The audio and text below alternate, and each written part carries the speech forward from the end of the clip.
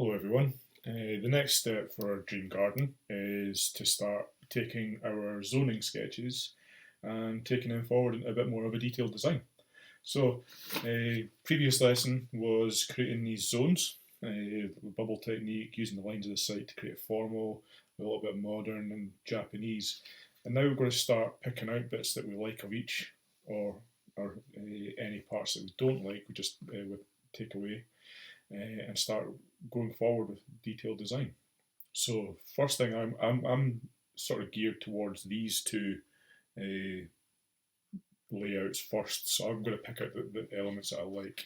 And I remember from my research that the Japanese garden used contrast quite a lot. So I'm going to I'll go back to this layout with the contrast and have the play area and the veg garden at the bottom, and then thinking about how we can take this part forward, just draw loosely the path, how it snakes around like that, and maybe creates a water feature. So we've got the basis of our design. I'm just drawing this path down the front here to get you access to the veg plots. Now I'm just doing this lightly in pencil just now, and then we'll pick out a bit more detail after. So that was where the dining area was going to go. This is where the barbecue is going to go, and this is the water feature. So, roughly drawing it out, a layout that I'm quite happy with. I'm going to do this with a pen just to make it a bit clearer for you all to see, and we'll get going. So, first thing I'm going to do is I'm going to have a fence here. So, I'm just going to draw a line that's showing a fence, and then maybe a hedge at this end for the boundary to stop the neighbours peering in. Okay, and then I'm going to have a lawn for our garden area, for our play area, sorry. Nice, simple, clean, straight lines in this part because I want it to contrast with the natural part at the top. So what could I do? I could do something like, I don't know if you guys, this might be a bit easy. I like playing croquet with my family in the garden sometimes at a barbecue, so just something like that. And this is one of those tennis balls on a string that it would swing round with a tennis racket. So that's what I'm going to do for the play areas. I'm going to think now about the veg boxes. So draw like railway sleeper boxes. So this exercise is about thinking about the detail of things now. So going back, we're thinking about how we're drawing these elements in plan from our last lesson. Everything's viewed from above looking down.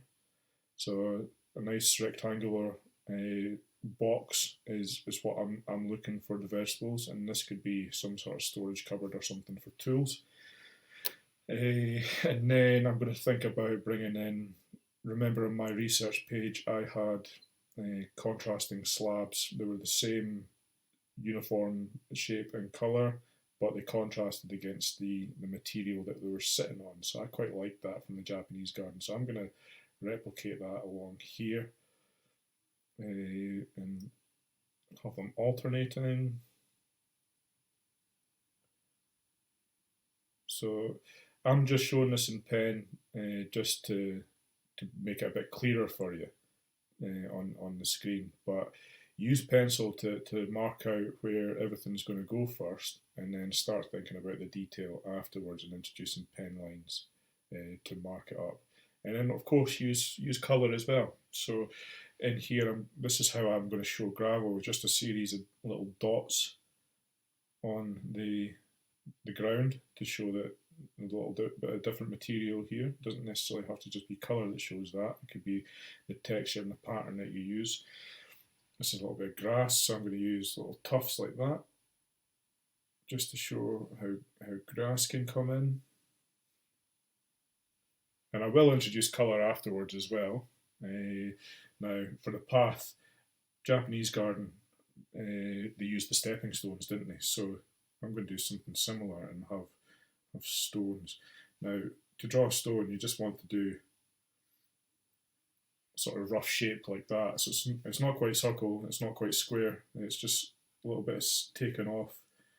It's a bit more natural feeling. So it's a practice with that, using these patterns to create the texture all the way around.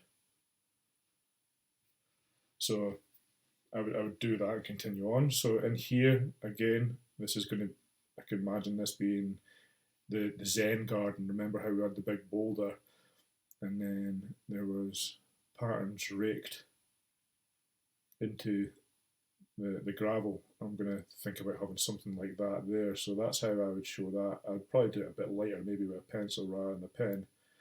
But then we can colour it in to show that something different's happening there. So our water feature, I can bring that up here, and I'm just going to do sort of a little bit of shape to it rather than just a circle. And then I could do some reeds or plants just sprouting up from the water there, just to show something's growing, a bit more natural feeling as well.